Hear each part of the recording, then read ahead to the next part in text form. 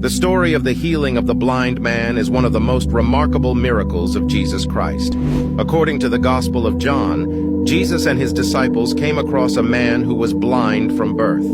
The disciples asked Jesus who had sinned, the man or his parents, that he was born blind. Jesus replied that it was not due to anyone's sin, but rather so that the works of God might be displayed in him. Jesus then proceeded to heal the blind man by spitting on the ground and making mud with his saliva, which he then applied to the man's eyes. He then instructed the man to go and wash his eyes in the pool of Siloam. The man did as he was told, and when he washed his eyes, he was miraculously able to see.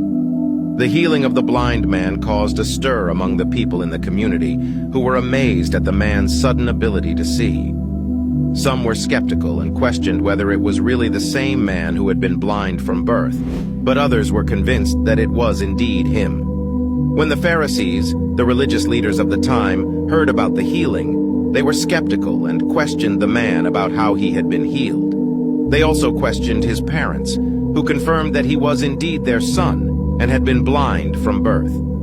In the end, the man who was blind from birth testified that it was Jesus who had healed him, saying, "One thing I do know, that though I was blind, now I see." This testimony caused further controversy among the Pharisees, who were divided over whether Jesus was a sinner or a prophet of God. In summary, the story of the healing of the blind man is a powerful example of Jesus' miraculous healing power and his compassion for those in need.